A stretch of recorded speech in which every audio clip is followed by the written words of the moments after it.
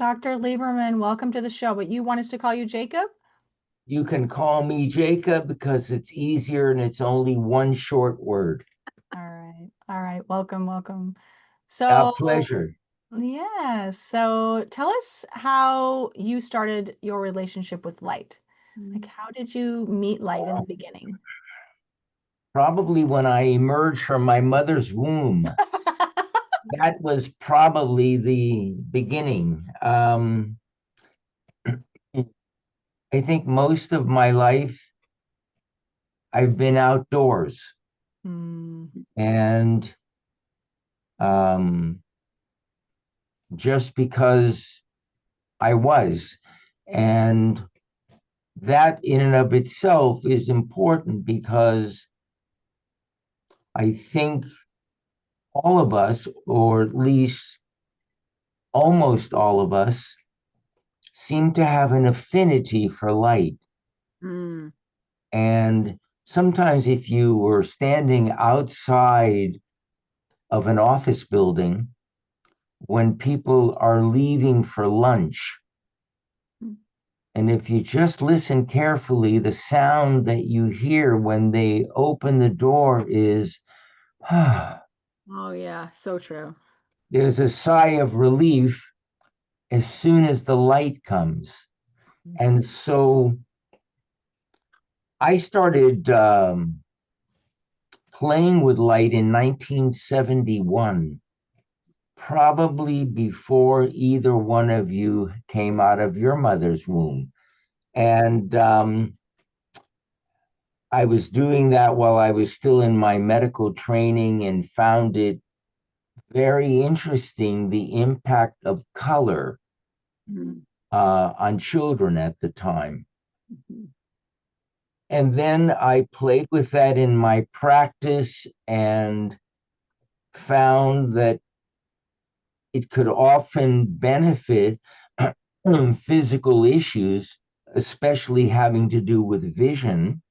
Mhm. But what I really got intrigued by in the late 70s was that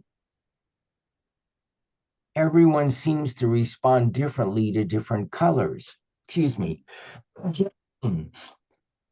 Bless you. And that was, thank you. It's good to be blessed. Uh, and that was very interesting to me because all the books that are written about colors say this color has this effect and this color has this effect. But I didn't find that actually to be when I was working with individuals. What I actually found is everyone had a unique response to a color, and they could be totally different from one extreme to the other. Mm. And it's applying a quality or an impact or an effect of a color is like saying everyone's going to like apples, Right. but everyone doesn't respond to apples in the same way. We don't respond to anything in the same way. So I started noticing people like certain colors and disliked others or liked them to a lesser degree. And that was really interesting to me. And so, excuse me, I started to monitor people's physiology Mm. when they thought about a color or visualized one or looked at one.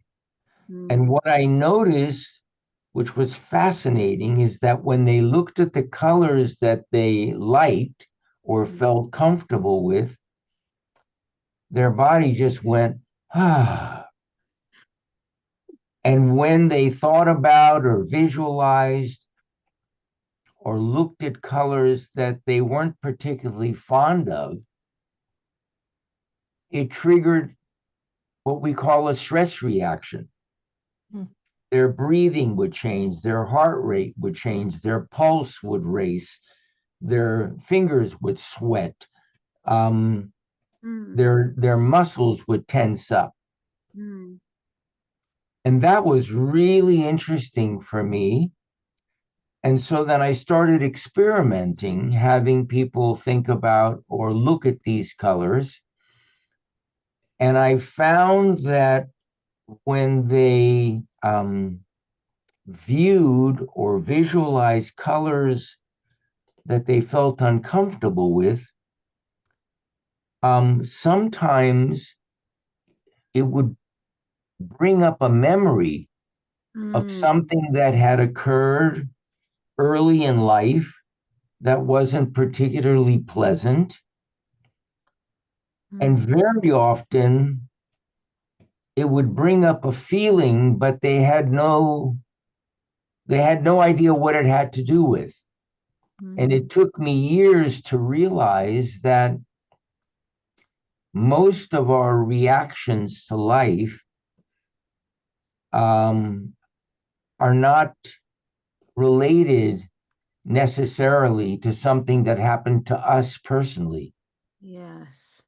It's very often something that may have happened to one of our ancestors. Mhm. It could have occurred 10,000 years ago. Mm-hmm. But we not only, our genetics are not only passed on, Mm-mm. but our energetic genetics are also passed on. And since we are the current state of evolution of our lineage, we're literally constructed of everything that has preceded us. Mm-hmm. And so I not only noticed this with my clients, but I've noticed this in my life Yes. that I have had flashbacks Mm. of events that my father Wow. shared with me that occurred when he was a little boy in Mm. what is now Ukraine, some rather traumatic things. Mm-hmm.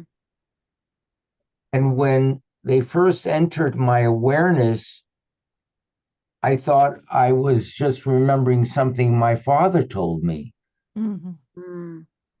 But the person viewing it and experiencing it was not my father, it was me. And Mm. it felt as though I was the person who had that experience. In fact, it didn't feel like that. I absolutely knew it. Mhm. And so I guess what I'm saying is life is very multi layered and very mysterious. And almost everything we think is going on is not what's going on. I love that. And so what I just said has a few different meanings. Mm-hmm. The most important one is that what we call the mind, which we have been conditioned to believe is our guidance, Mm-hmm. uh, the part that figures out what to do in life, and so on, is extremely inaccurate. Mm. Most of everything, we call it thinking, but most of our thinking is actually worrying. Yes, And, that's true. and most of our worries never materialize. That's so true. And so when you look at that, you realize that that part which is worrying, it doesn't know what it's talking about. So let's play with that for a second and then we'll get back into light. Mm.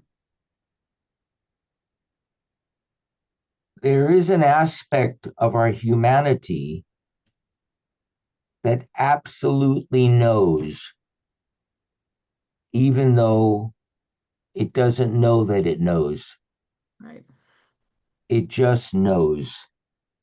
And it knows instantaneously. And the reason we have such an aspect is because it's inseparable from our survival. And so it can't be, I think, it must be a knowing, an absolute knowing. So we have a GPS like the one on your cell phone, but far, far, far more advanced. Yeah. And much of that GPS is actually located on the retinas of our eyes. They are cells not only that detect light, but they detect light at a more sensitive level than any technology ever created to date. Mm-hmm. Then we come back to light. Einstein said toward the end of his life, he spent his whole life brooding about the question, what is light? And didn't know any more about it than at the beginning. So we look at certain things that have been written. So, for instance, if you're a person who is interested in religious writings, Mm-hmm. right in the very beginning of the Bible, it describes a creative force. Obviously, this creative force has no names, but everyone wants to put a name on it because they feel some connection. And so in the Bible, they term it God. Mm-hmm. And then they say God is light. Yeah. I love that. Very interesting. Yes.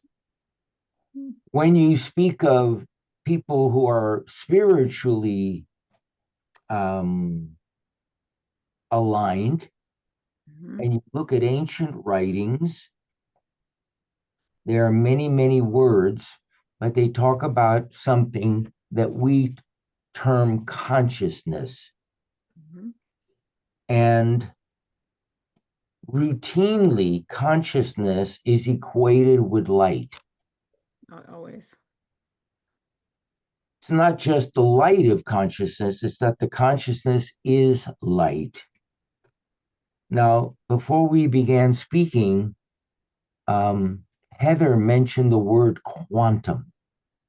Mm-hmm. So, quantum mechanics or quantum physics is basically the science of light. And it reveals that this energy that we call light is the foundational energy from which life emerges. So you might say light and life are two expressions of the same thing. One is a formless expression. It's called light. Why is it formless? It is an invisible energy. Of course, everyone thinks, you can see light, it's everywhere. No, you experience brightness. Yeah. The source of that brightness, which we call light, totally invisible. Mm. You cannot describe it. That's why quantum mechanics is so complicated to mentally understand, because it's not logical at all, which essentially means it's at the level of something that we can't mess with. Mm-hmm. And so the physicists will tell you that the energy of light is from where life emerges. Life is the formed expression. When I mentioned before that there's an aspect within us that absolutely knows, we often term that, I got an intuitive hit. Mm-hmm. And everyone says, I had a feeling. It's not a feeling. It's an absolute knowing. But um, we have never been told about what this is, even though, and it's less now, but when I was a kid, your teachers would say, your first impression is always correct. Why? The first impression is the direct experience. What is a direct experience? A direct experience is unfiltered awareness. What is sometimes referred to today as mindfulness, except mindfulness is not what it is. It's mindlessness. So let's talk about what mind is. Chatter we hear in our heads, which we say, oh, that's the ego, that's the mind, that's what's driving me crazy, the monkey mind, and so on. That voice is coming from the language center of the left hemisphere. What is the language center? It's the center of the brain that is used to convey something in words or in written language that is supposed to mean the same as what it is describing. So, for instance, if you go to an Italian restaurant, you might see the word pizza. But when you actually bite into that pizza, if it's a great pizza, you realize that that word has absolutely nothing to do with the experience of eating pizza. Yeah. But yet we've been led to believe they're the same thing. So you go to school and they teach you how to read. And you're supposed to take those words and in some way translate them into something that they're not. A lot of kids have problems with that. I know that I did. Yeah. I'm an experientialist. Reading about love is not the feeling of falling in love or the affection that people might have, whether they're intimate partners or friends or whatever. So the mind is a translator. The reason it's so inaccurate is because the word pizza doesn't have a damn thing to do with eating pizza. And that's pretty much, what we're hearing in there, all the internal dialogue, most of which just emerges on its own, and occasionally we find ourselves interacting with it because we were all taught to think ahead. Yeah. What does that mean? It means that we're living life continually cheating, trying to figure out what I should say or do to get the right answer, to be accepted. And so all of us are continually trying to act or say whatever we were conditioned to believe was the correct thing, so we would be accepted. And the way someone is when I was growing up was called, oh, they have a nice personality. Now, personality comes from the word persona. Persona means mask. All the things we have been conditioned to believe and to become are not us. They're a mask. Persona comes from the Latin personare. Personare means to peer through. In other words, the essence of the person is not the mask, it's what is peering through. So you asked me about how I got into light, and I mentioned to you that I discovered that colors, which are something we experience, are related to the aspects of life that we are easily able to embrace, Mm.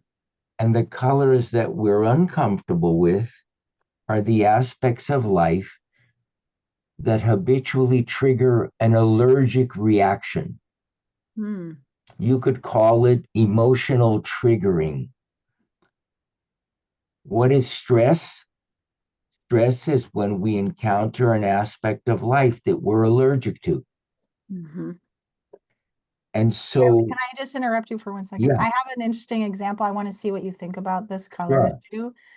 One of my spiritual mentors in one of our sessions said, "Oh, you have a sacral split because the conflict I've had around my knowing, as you describe it, Jacob, and then how to harness that. That's not a good word, but tap into that for my work, right?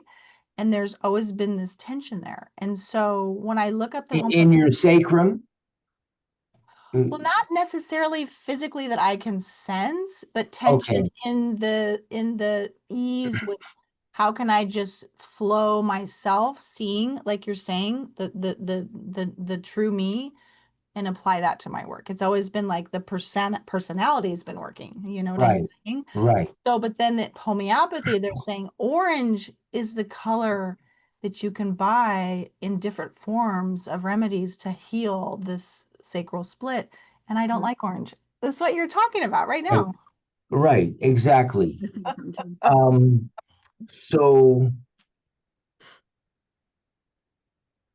let's talk about, let's take this out of the esoteric arena Mm-hmm. and into just common sense.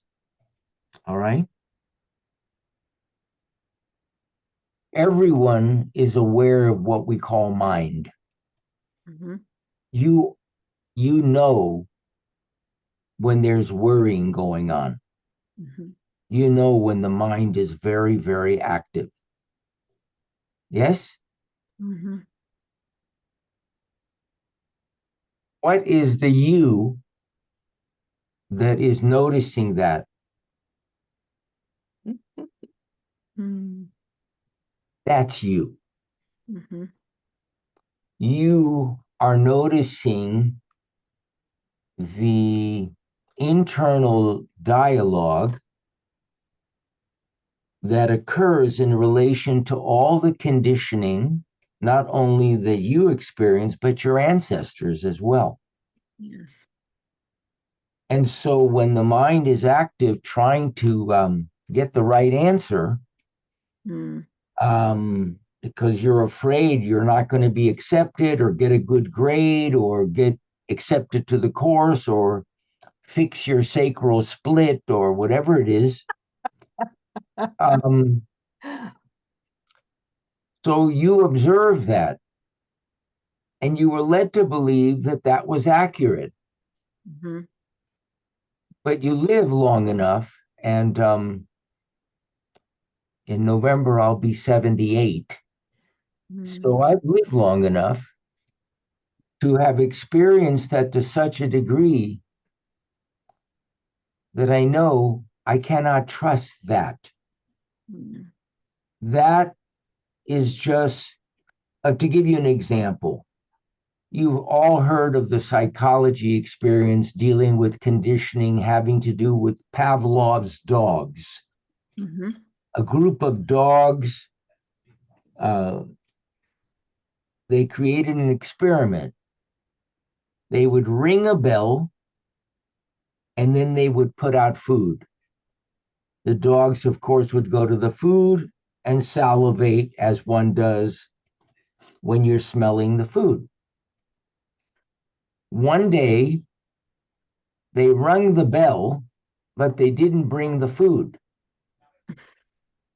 and all the dogs couldn't stop salivating. Mhm. That's the way conditioning works. And that conditioning is related or foundational to the science of mind-body medicine, Mhm. termed today psychoneuroimmunoendocrinology. It used to be just psychoneuroimmunology, Mhm.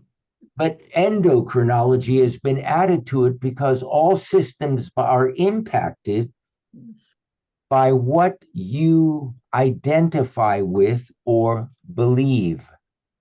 Yes. So our body is continually mirroring, our biology is continually mirroring what we identify with as truth and me. I thought it's my mind. I don't mind it, and so on. What's fascinating about all of that is that that conditioning is not only often running our life with a GPS of a different country, it's running our biology as well. And so one of the foundational keys is uncovering the truth. The Bible has this statement, the truth shall set you free. It's absolutely right on. Once there's an awareness of truth, a direct experience of truth, your brain starts to rewire itself instantaneously. You don't have to do something 20 times a day for 20 days. No, no, no, no. Awareness is what is curative, not repetition. Oh, that's a powerful statement. And awareness is not what one thinks. In fact, life is not what we think. Yeah. There is something that is witnessing everything externally, everything somatically, Mhm. including the activity of what we call mind. That witness is very different than mind. Mhm. Mind has a point of view, Yes. which means blue is good, but red is not. It That's deals in, just so funny that you said that, because that when you talked about color before, I've always drawn to blue and not red. Like, it made me think of that. And it's just like, maybe that's just conditioning, but I really do. I like blue no, no, no, and no, no, purples, no. but It's I don't very like reds real. as much. Right. So I noticed that when we started this conversation, you immediately started talking, Mhm. which means what's natural for you is to communicate. Oh, very much. Yeah. Well, that is the blue chakra. Mm. There you go. It's Yeah. And I'm all very about drawn to that. that's all about communication. Yeah. If you look at your own health and Mhm. where in your body you feel like you hold stress, Mhm. or where you may have had surgical procedures if you did, or Mhm. where you've had infections Mhm. or trauma of some sort or another, you might find that those aspects of the body are often related to those colors you don't like. The same chakras, 100% accurate. Is red is the pelvic area? yeah, Yeah, it's 100% accurate. yeah. So that's what I noticed, not from reading, no one else I ever read spoke of this, but empirically working with tens of thousands of people and noticing how they respond and how their physical situation relates to it, I realize, oh my God, there's an incredible connection here. And so that's what has moved me in the direction of utilizing color to support someone in desensitizing from the habitual triggers that create the overactivity in the mind. And those triggers are what we call stress, what's responsible for 90% of our discomfort, disease, and so on. Why is that important? Because when we become comfortable with what used to be uncomfortable, everything changes. Even though everything is exactly the same, everything changes. And they talk about that as awakening. Sometimes they use enlightenment. We become comfortable with the entire spectrum of light rather than the mental aspect is, I like this color, I don't like this color. In spiritual terminology, we call that duality. Duality. And that duality is mirrored in our biology, as I mentioned. What happens when we begin to identify with that witness, which does not exist in a field of duality? That witness has no point of view. It doesn't exist. It doesn't have desire. Oh, I want that. I don't want that. It just notices. And that witness that notices for Vanessa, for Heather, and for Jacob, and for everyone else is exactly the same witness. There isn't your consciousness and, oh, they need to be more conscious and my consciousness. No, no, no. Consciousness, what I call pure awareness, is the ocean. The mind is the drop.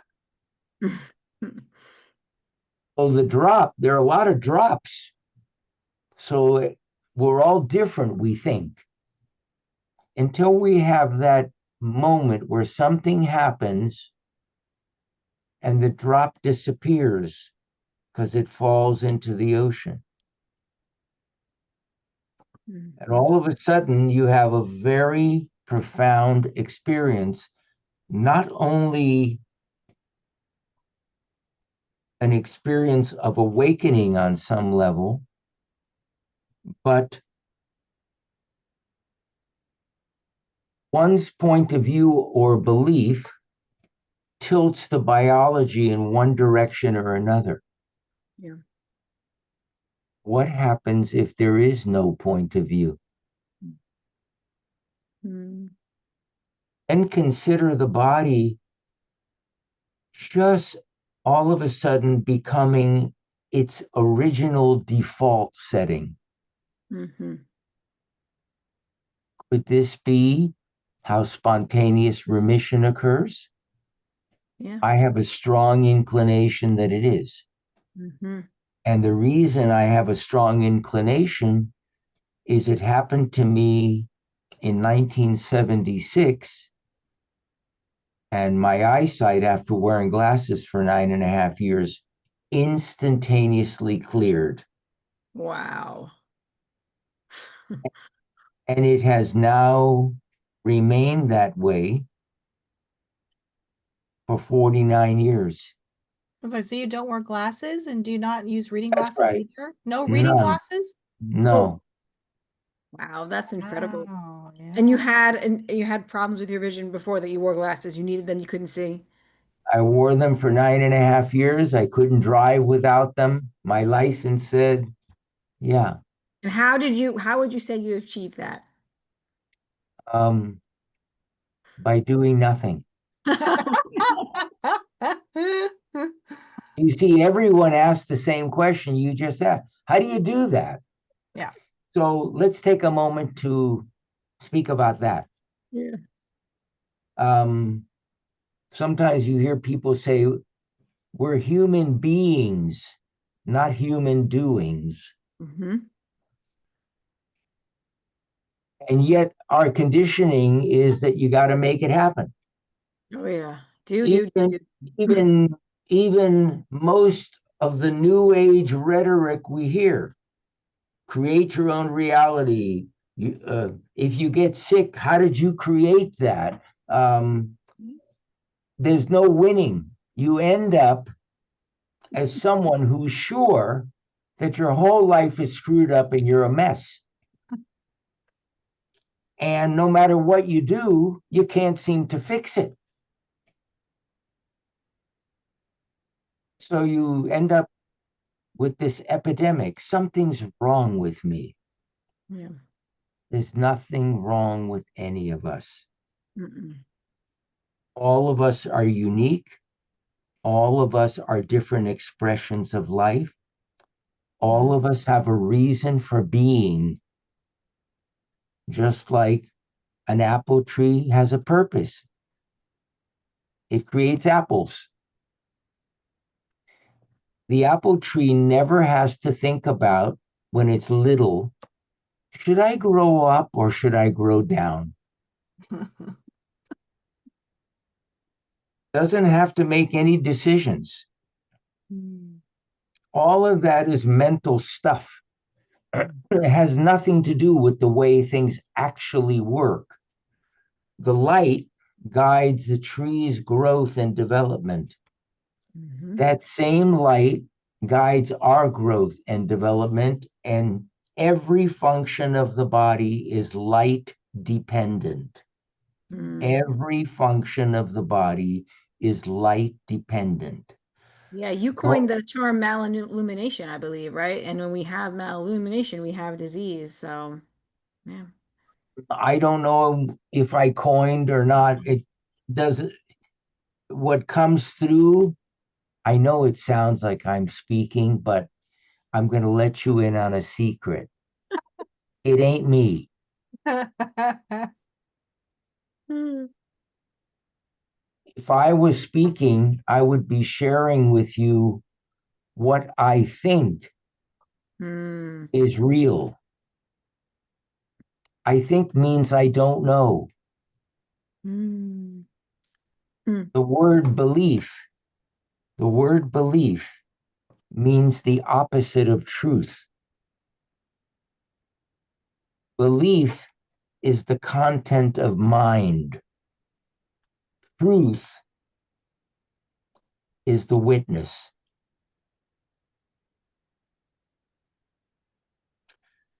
So my work with light, specifically color, is to help people desensitize from the triggers that catalyze stress and stress reactions and activate the mind to try to figure out how to fix it and what it has to do and all of that. But doing isn't actually necessary. Mm. You see, there's some of the most common expressions are not just some smart use of words. They have really deep meanings, like, it caught my eye. Mm-hmm. What caught your eye? And because we've been led to believe that we're all looking for things. Yeah. That's the way it works. But it doesn't work that way at all. The truth is, what catches our eye is looking for us. That's like when we stop seeking and we just let what come into our field, like and just allow, then what you need will come to you, right? Is that what you're trying to say? No, that's what I'm saying. And And you know that to be true. I'm going to tell you why. Yes. Some point, some point in time, each of us came out of our moms. Mm-hmm.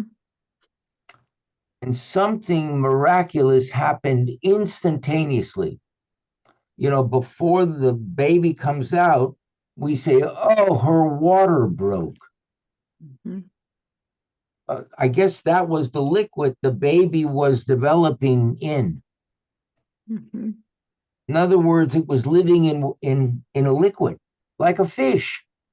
Mm-hmm. Now, the fish doesn't breathe air.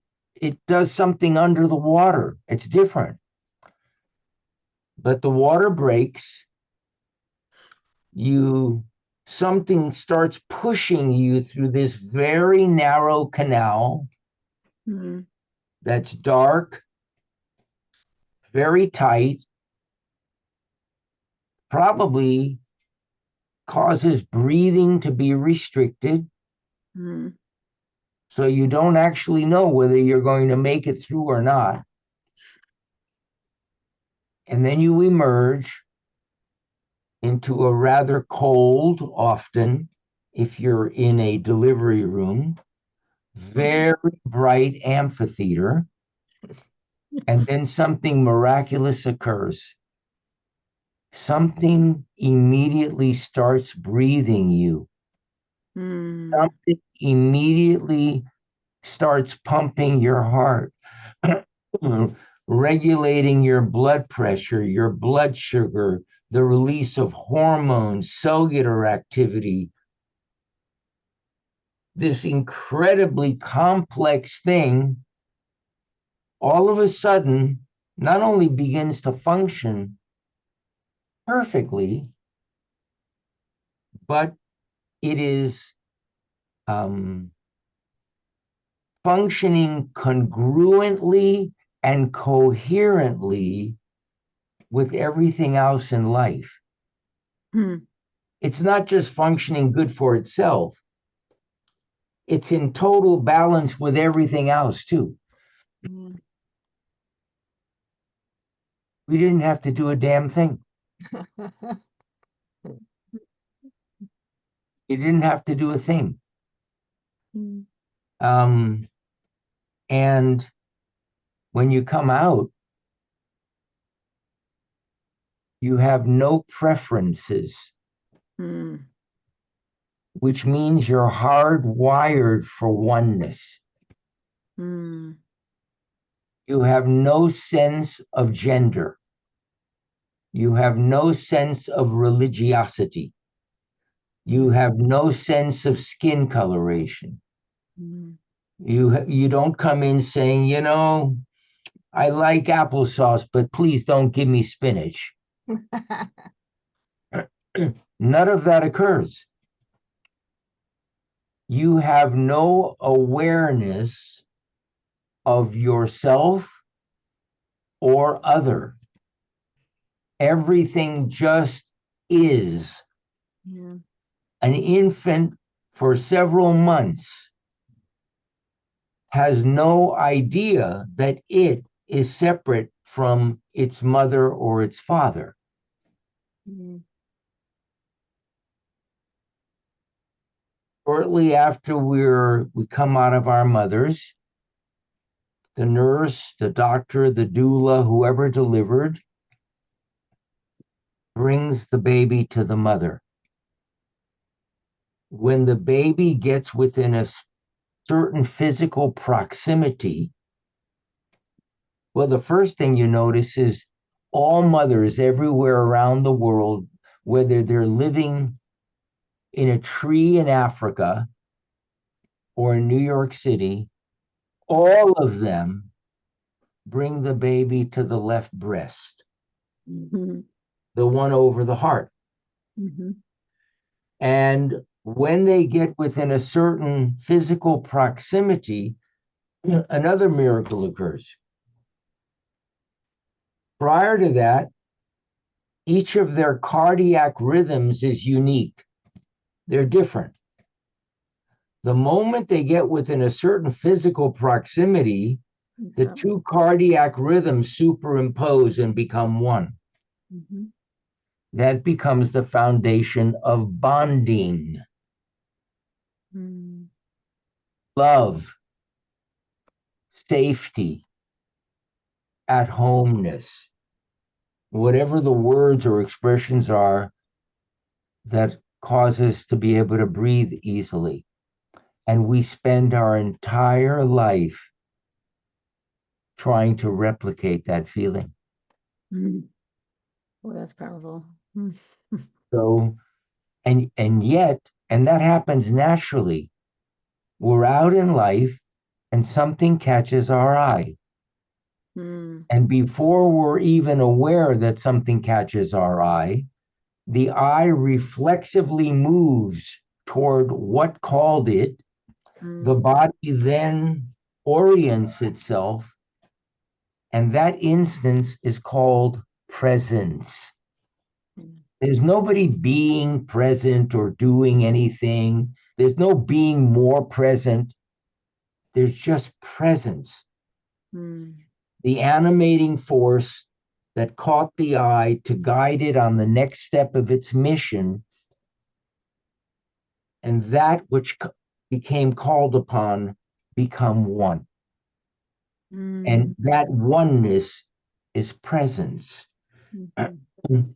And that takes us, it literally moves us toward that which called us. We don't have to make a decision, although most people immediately say, no, if I do that, that's going to get me into trouble. Or, no, you can't do that. You'd be interrupting their. So I'll share with you my life experience on a daily basis. Whether I go to my favorite little coffee shop or I'm walking around, whatever catches my eye, it takes me. Mm. And I find myself meeting the most incredible people that I've never seen before and will never see again. Mm. But it's so magical Mm. that our lives are never the same. I'll give you an example. About, I don't know, maybe 5, 6 months ago, I was in my favorite little coffee shop in a little town near where I live. And I was waiting for my coffee at the counter, and something caught my eye. My head turned to the right, and a lady with her partner, and they were probably in their 80s, Mm. walked in. The woman immediately came and stood next to me, which is where um, the pastries were all being exhibited. The man walked behind me and sat at a table. I immediately see her looking, and I said, "Which one do you like?" And she said, "That one." All of a sudden, the owner says, "Jacob, how are you doing today?" I said, "Great, Anthony." He said, "Your usual?" I said, "Yeah." He said, "You want 12 or 16 ounce?" 16 ounce. "Oh, and Anthony, please cut a generous slice of that cake for this young lady." She she immediately says, "You can't do that."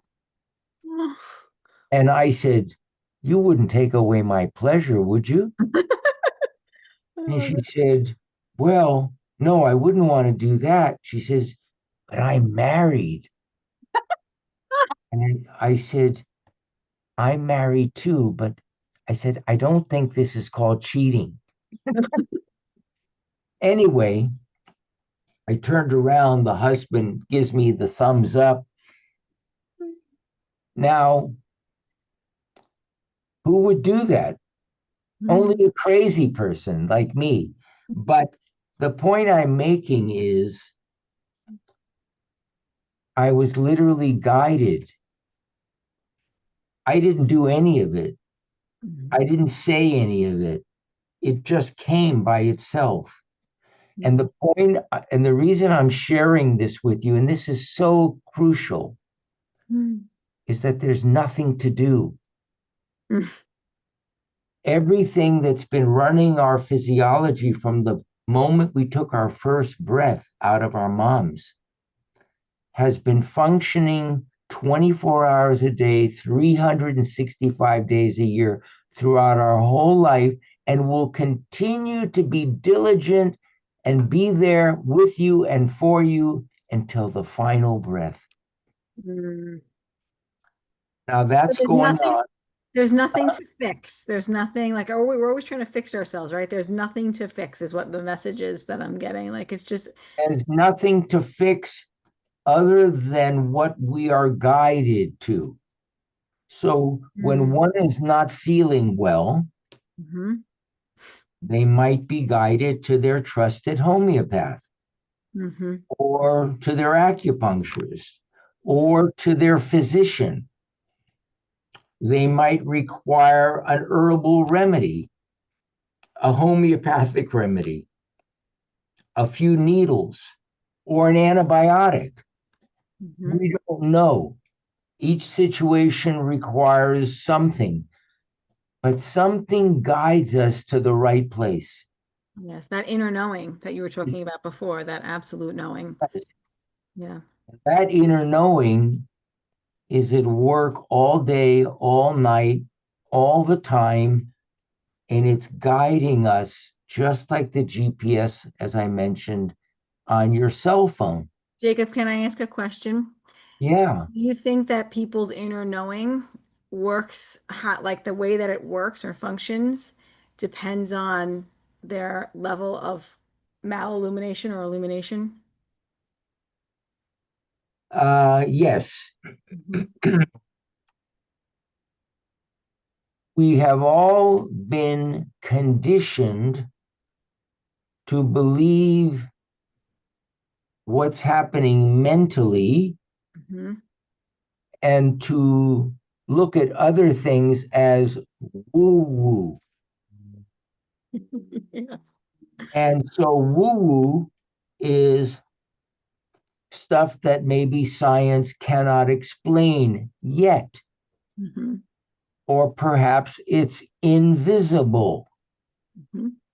So if we just arrived on the planet and someone was showing us around and took us to a forest, we would see these big things growing. And if someone later said, "What did you discover today?" Well, we discovered these things. The woman called them trees, and they were brown and different shapes, and then they had green things on them, and they were very tall, and they started ground level, and then they go up. But that's only about a third or a fourth of the tree. The other 2/3 or 3/4 is underground. It's invisible. Yeah. And yet it keeps it stable, it keeps it nourished. It has all this amazing qualities, but you can't see it. So it doesn't exist. Well, every living thing has roots. They're invisible. And they probably stretch out infinitely. So there's so many things that we have been trained to believe that have nothing to do with reality. And our whole life is based on this model. And yesterday I did an interview with a lovely man, and I said something, and he says, "Oh yeah, we have a conscious and a subconscious mind." I said, "I have no idea what we have or don't have, and have no names. We just know that some things we seem to be aware of. And I said, what you're calling the subconscious has been called the unconscious for a very long time. Mm. The subconscious is a term that's typically used by people that want to share with you that what we're unaware of is just beneath the surface. And if we could become aware of it, we could control our life, which essentially means we'd have a lot more side effects. The reason it's unconscious is because that's what's animating all of life and the universe. Mm. And we're not supposed to get into it. Mm-hmm. It's happening. That's the miracle and the mystery. It's happening all the time, but we're not aware of it. Just like most people are totally unaware that they're the ones noticing the mind activity.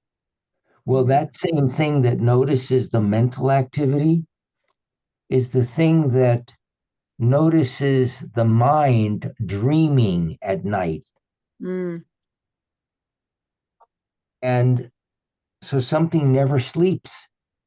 Mm. It's always there caring for us. Mm-hmm.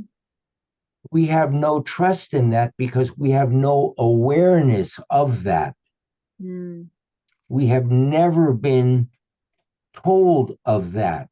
But I mentioned earlier that my teacher in 5th or 6th grade would say, your first impression is always correct.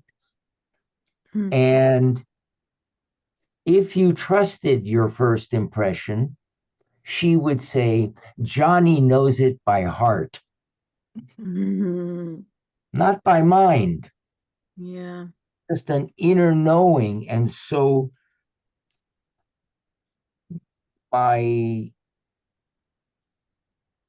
what inspires me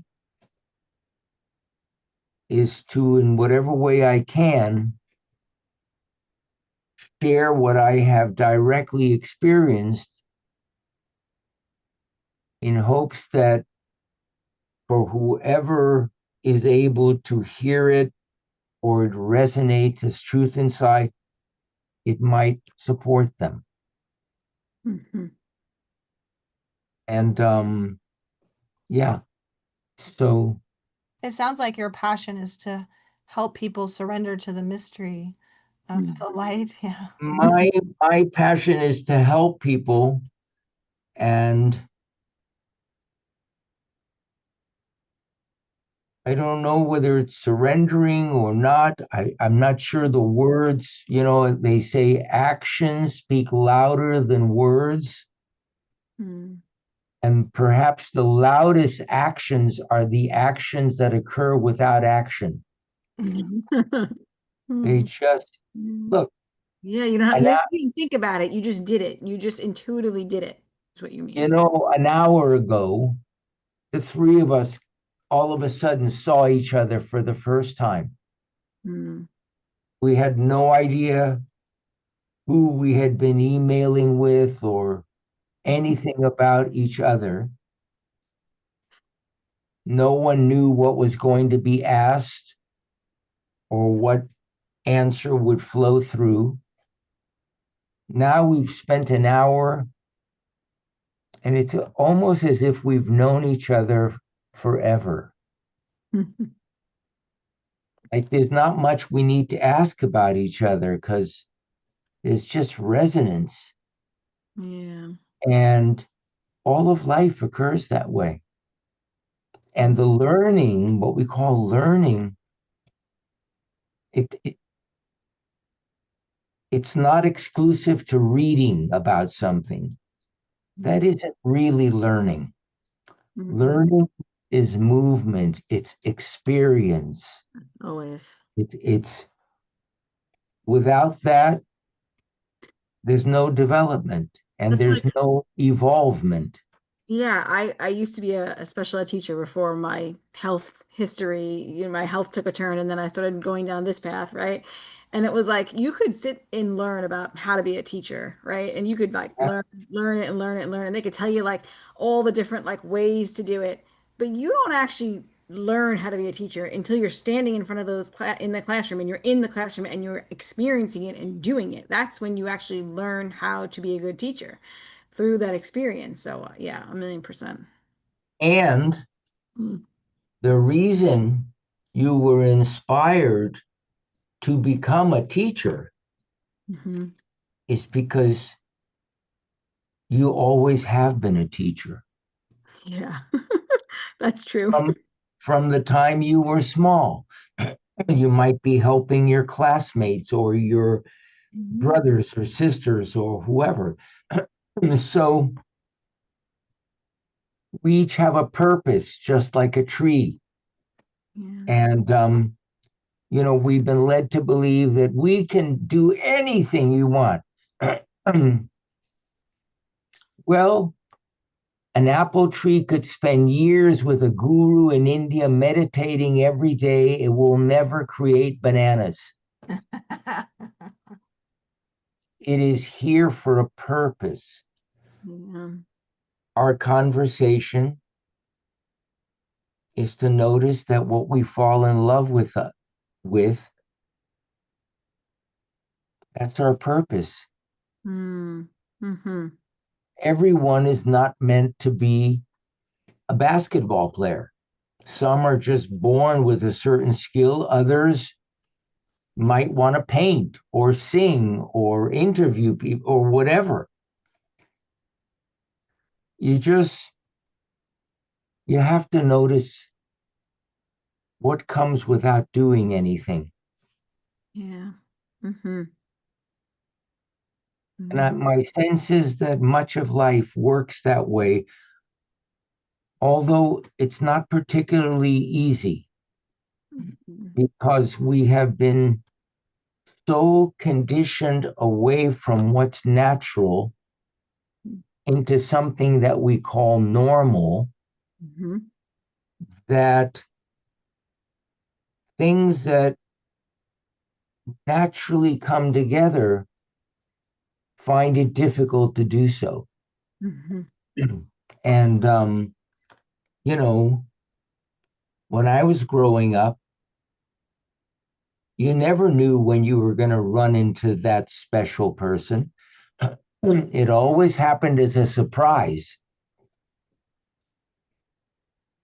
And when it happened, most of the time you knew it immediately. You just knew there was something there.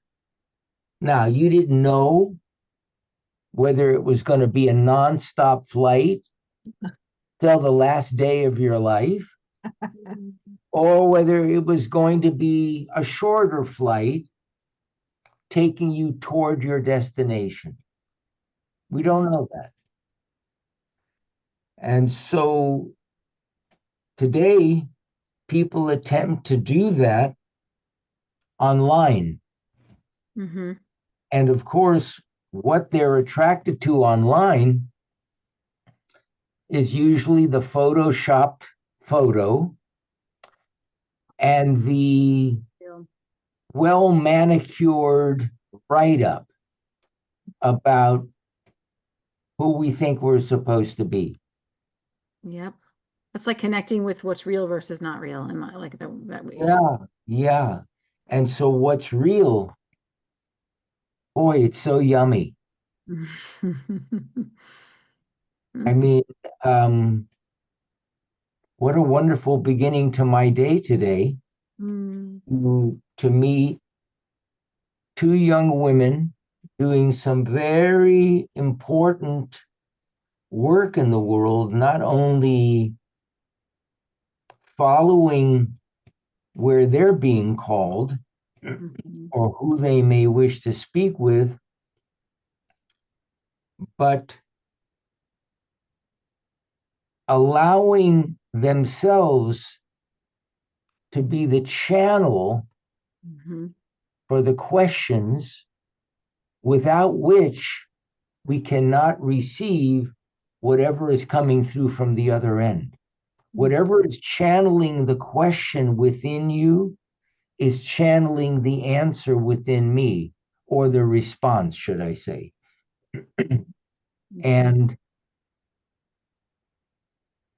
all of it works that way. And studying to get the right answers, and then we get to be to this stage of our life and we realize, wow, I've become successful at everything except life. Oh, yeah. But we're here to live. Mhm. So I hope some of this has been of value to you. Absolutely. Oh my goodness, all of it's been of value. Very enlightening. How are you sharing your knowing with the world nowadays outside Well, of like, podcast interviews? um, Do you have programs or offerings? I mentor a small number of clients via Zoom because they're from all over the place. And we spend a period of time together, maybe an hour a week. I send them a color therapy kit that I have developed, which has been in the works for many, many, many years. So this is the current evolution. I show them how to use it.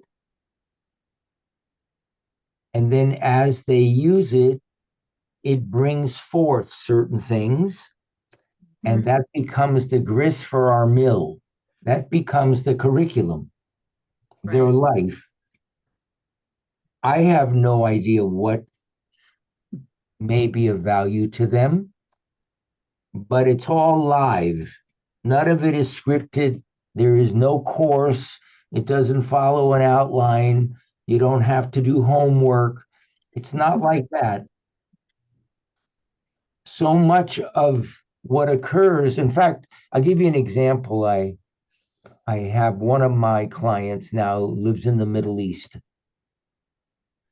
And so yesterday's call was a little touchy because they've been receiving bombs every night. Real situation. And we were talking about, what was impacting them. And, they were trying to relate it to perhaps the color therapy kit or something else. And I said, what if what's happening is just happening because we truly love and care about each other?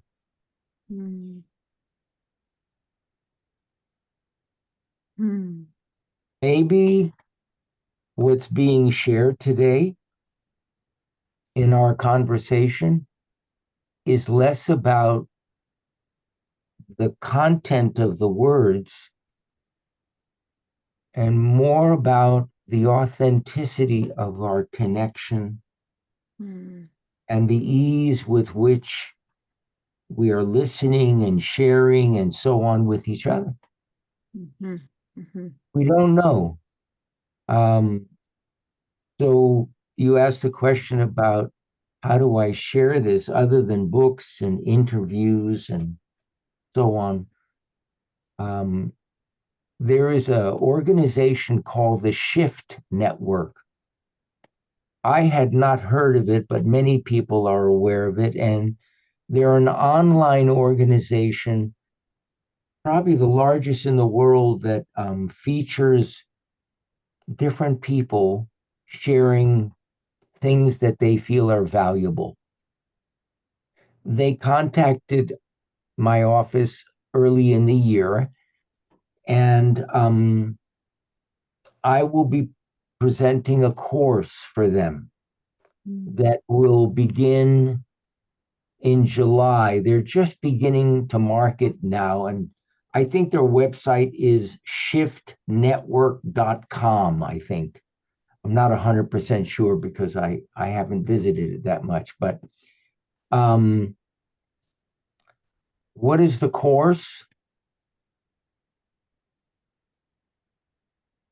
It's just the sharing of my life's work, the discoveries that I have made,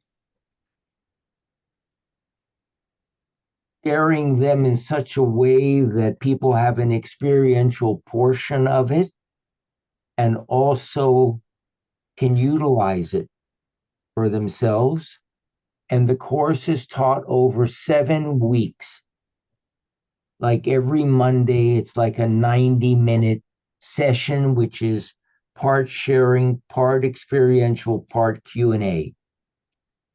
And it will have sections about vision at the deepest level of vision, about light, about utilizing color, about learning how to learn without effort. And finally, how to integrate it so that our life becomes our meditation. Yeah, that's beautiful. I had to create a bunch of write-ups for them, which was totally strange for me because I don't prepare anything. Everything is live. So I imagine most of it will be live, but with some bubble within which, I'll remain in each one as best I can. I never know. By the way, this thing about being live, I want to share with you how that occurred for me. Because, first of all, I wasn't born in the US. I was born in Havana, Cuba. My parents immigrated there from Eastern Europe in the 20s, escaping as children for their life. And when I came to this country, English became my third language.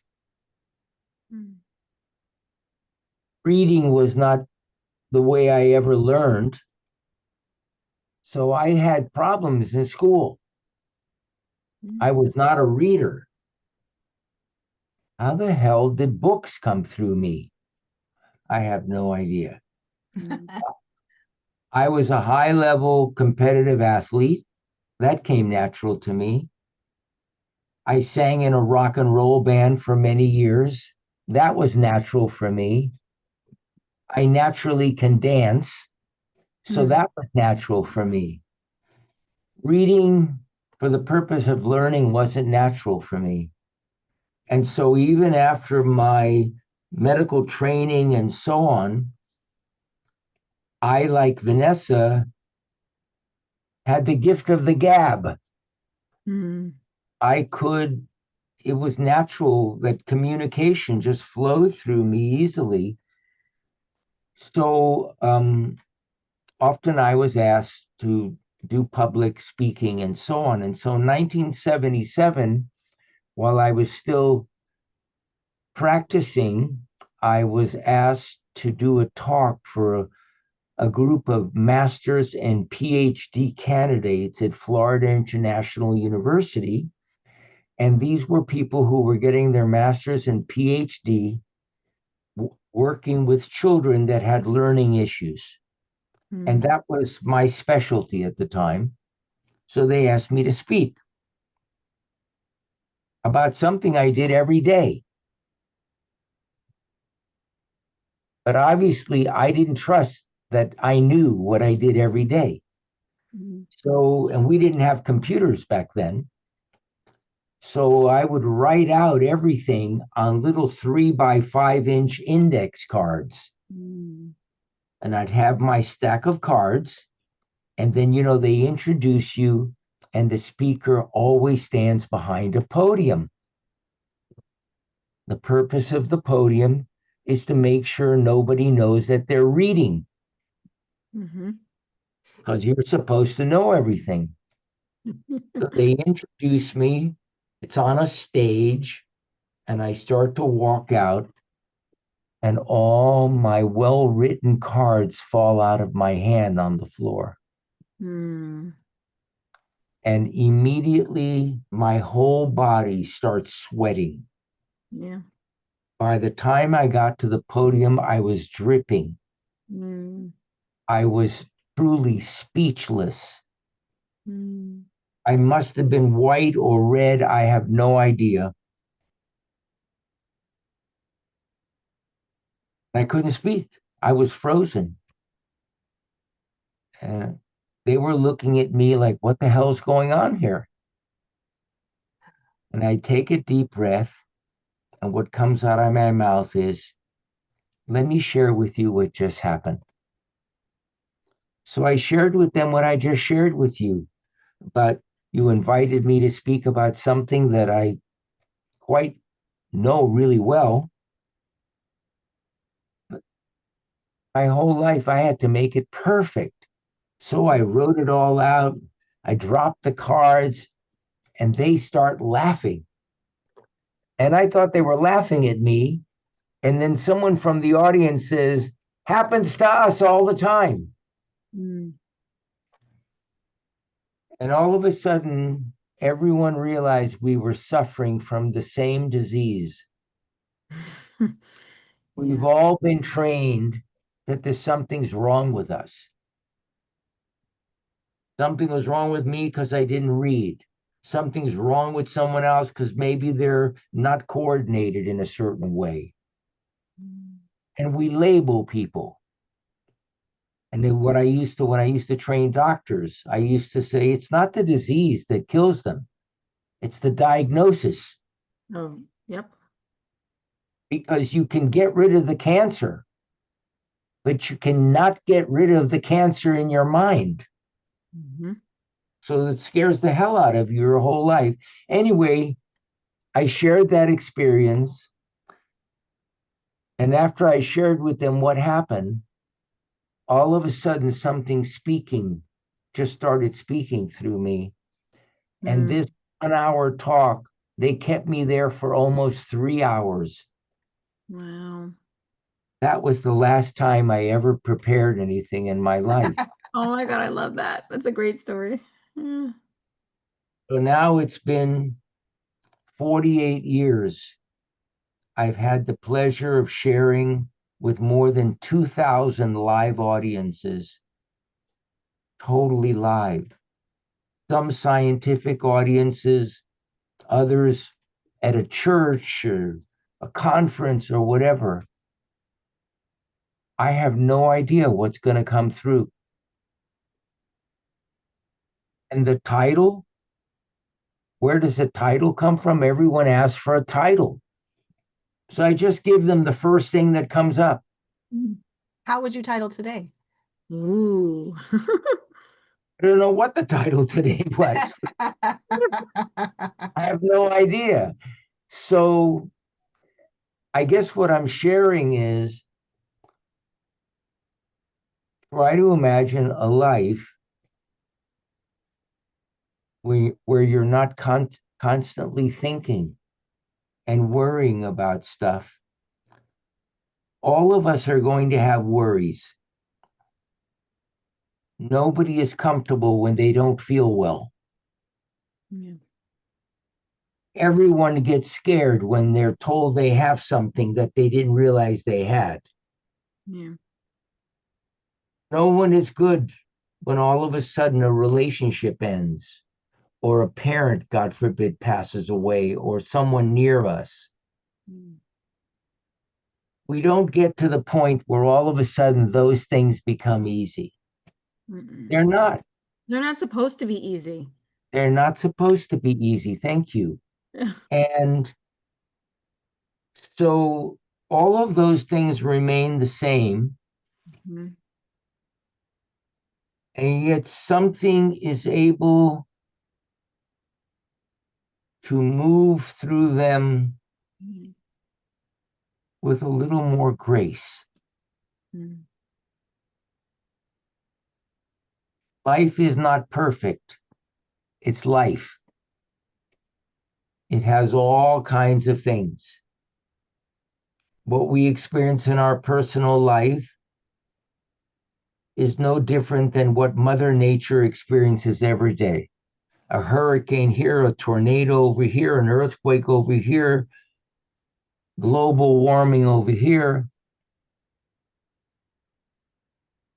And the process is to discover who we truly are. Mm. And that witness I mentioned, that's who we truly are. Mm. And that's what we call God also. Yeah. Mm. In fact, everything is that. Sacred. It's all sacred. Well, I know it's probably not appropriate, but I'll say it anyway. I love you both. Thank you so much. I'm so happy to have met you today and grateful to spend this intimate time together, Yes. sharing what for us really matters. Yeah, I love you too. And thank you so much, Jacob. Thank Really you. appreciate it. Love And you too. please That was beautiful. keep doing everything you're doing because, Mm. you know, I did a talk once and someone said, well, how do you deal with terrorists? Mm. And I said, you can't. Mm. And they said, what do you mean?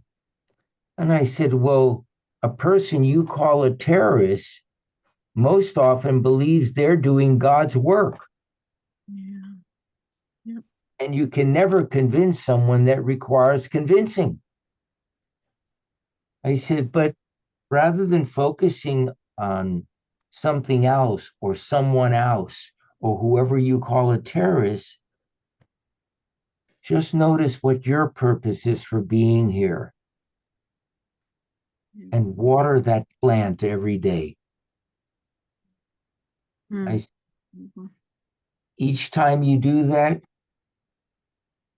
you're making deposits into your bank account of good feelings. Mhm. That bank account keeps gaining interest, and we make an imprint in the world just because we are being exactly who and how we are. Mm. And that impacts people and things in ways we cannot even begin to imagine. It is absolutely profound. Mm. Mm. Our Mhm. conversation today was like a series of drops falling into a still lake, creating rings of something, maybe love, whatever, Mm. sharing what's good. Oh, well, we so appreciate this conversation, Jacob. It's been really beautiful, really inspiring, and just you feel your heart so much in the way you talk, and I love it. Yeah, so I really Remember, it's not me talking. yeah, I I'm know, just, I know. I'm a, I'm a ventriloquist or whatever they call these people. Ah. Anyway, I hope whether you're on Long Island or in St. George, Mm. that you have a grateful day Mm. and that you just continue exactly as you are. Mm. No, no need to change a thing. Mm. Thank you. Well, thank you so much. We appreciate Big that. hug from Maui. Okay.